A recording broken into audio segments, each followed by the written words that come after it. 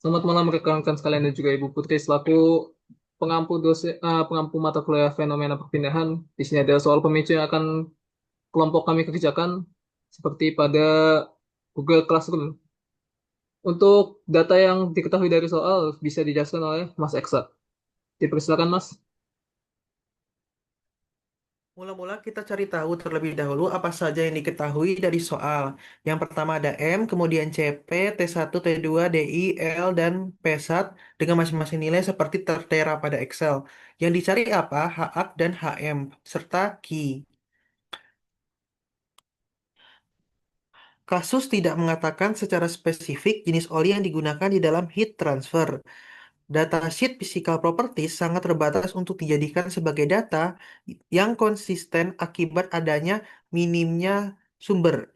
Dalam kasus ini digunakan salah satu komersial heat transfer oil dari perusahaan Shell dengan nama produk Shell B. Thermia B. Shell Thermia B dipilih sebagai acuan karena kestabilannya dalam thermal stability maupun oxidation stability.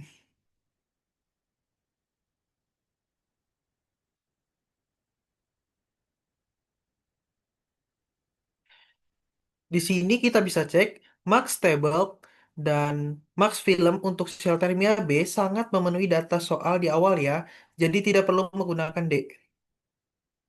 Oke, terima kasih Mas Eksa atas penjelasan terkait dengan pendahuluannya. Kita lanjut ke T1 finding oleh Teh Alma. Dipersilakan Teh. Nah, kemudian di sini untuk mencari T saturasi itu dengan P saturasi yang dimana P saturasinya itu 125 kPa. Untuk mencari T saturasinya sendiri dengan tabel saturasi steam itu yang ada di kotak merah diinterpolasi. Sehingga hasil yang didapat itu 105,9904 derajat Celcius. Kemudian dikonversi ke Kelvin yang didapat 379,1404 Kelvin. Kemudian untuk mencari T-booknya itu sudah tertera rumusnya, sehingga hasilnya yang didapat 77,5 derajat Celcius dikonversi ke Kelvin menjadi 350,65.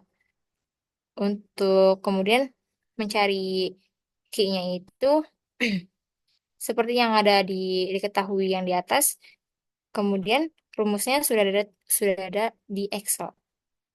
Sehingga Q-nya itu yang didapat eh, 1.380.500 kJ per jam, kemudian dikonversi yang didapat 383,4722 kJ per S. Kemudian dikonversi ke KW, itu sama aja kayak KJ per S. Oke, terima kasih. Setelah kita dapat key-nya, selanjutnya kita coba cari properties untuk oil-nya. Di sini ada beberapa tabel yang sudah disediakan dari datasheet sel Thermia B. Kita salin, kemudian kita cari densitasnya dengan interpolasi, begitupun dengan spesifik heat dan juga K-nya. Nanti kita konversikan, hasilnya dapat sebagai berikut. Lalu untuk viskositasnya, yang menarik adalah dia menggunakan logaritmik untuk interpolasinya. Teman-teman bisa lihat di sini, di rho versus T ini grafiknya linear. CV versus T juga linear, K versus T juga linear. Tapi yang menjadi masalah adalah viskositas kinematiknya dia berbentuk eksponensial. Maka dari itu kita gunakan logaritmik interpolasi. Nanti kita dapat viskositas kinematiknya sebagai berikut 0,0 sekian. Lalu kita cari viskositasnya dengan mengalihkan angka ini dengan densitas yang sudah ada di sini. Selanjutnya untuk H aktual akan dijelaskan oleh rekan saya kepada saudari Octavia. Silakan. Baik, di sini kita dapat mencari H aktual dengan rumus yang tertera dengan tambahan A sama dengan Pi dl dan data tambahan lainnya, yaitu didapatkan A-nya sebesar 7,46 sekian meter kuadrat dan H aktualnya 1,804 sekian kilowatt per meter kuadrat Kelvin.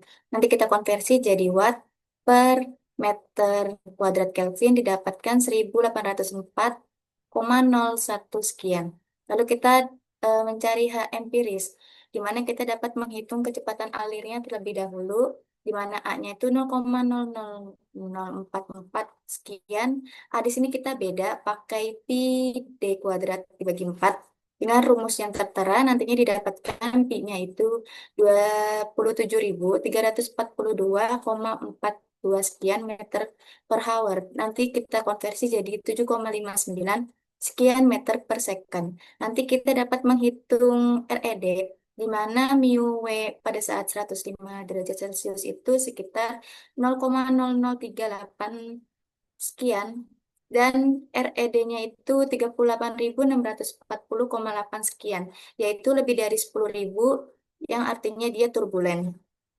Nah, nantinya itu kita dapat mencari fanning frictionnya dengan mode discharge, dengan pemilihan pipanya itu drawn tap, dan didapatkan relatif roughness-nya itu 6,4 kali 10 pangkat min 5, dan didapatkan F-nya itu 0,0034. Lalu kita dapat mencari L per D, yaitu 4.210,7 sekian, dan nantinya akan dilanjutkan perhitungan PF, yang akan dijelaskan oleh rekan saya.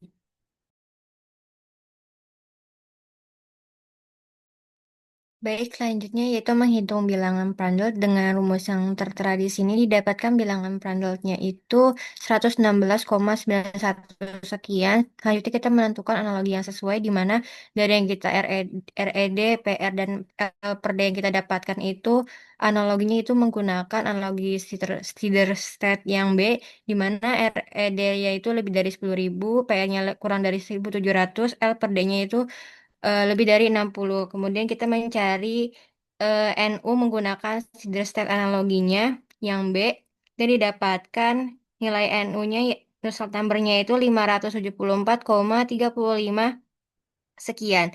Selanjutnya kita mencari H empiris menggunakan NU equation-nya, didapatkan H empirisnya itu 3.140,91 sekian dengan satuan watt per meter kuadrat Kelvin dengan persen error yaitu 42,56 sekian.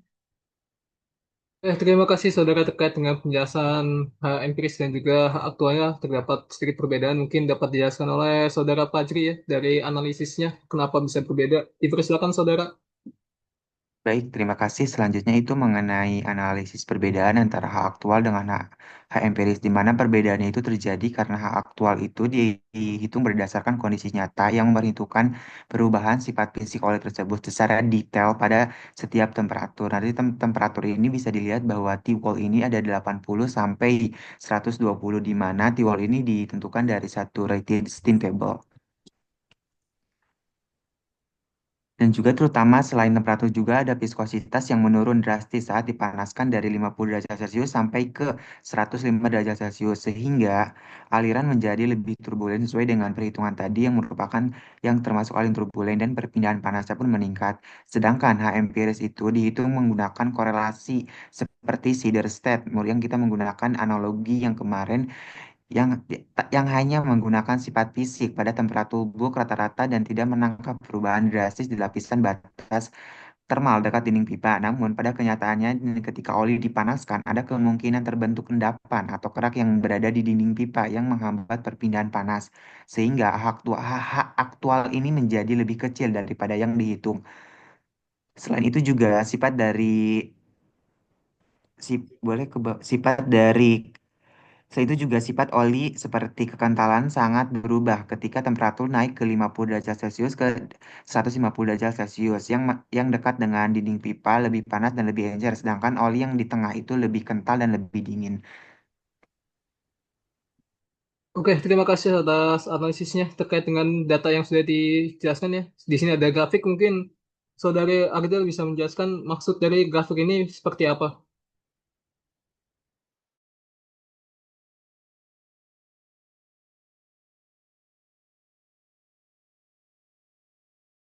Kepada saudari mungkin bisa dipersilakan ya untuk menjelaskan bagian grafik Baik, ini. terima kasih. Kalau dilihat dari grafik, itu grafik menunjukkan hubungan antara koefisien perpindahan panas aktual dan empiris terhadap temperatur dinding table dalam proses pemanasan oli menggunakan steam. Perbedaan signifikan ini terjadi karena H aktual memperhitungkan sifat fisik oli yang berubah dengan temperatur, seperti viskositas, densitas, dan konduktivitas thermal, sesuai kondisi aktual. Sementara H empiris dihitung dari korelasi empiris yang lebih sederhana dan tidak sensitif terhadap perubahan temperatur. Nah, di sini kan ada garis linear yang berwarna oranye. Nah, itu menunjukkan bahwa H empiris tidak menunjukkan perubahan yang signifikan. Hal ini dikarenakan H empiris hanya bergantung pada rumus Nu-Cederted. Perubahan Tiwel tidak mengubah energi H empiris secara signifikan.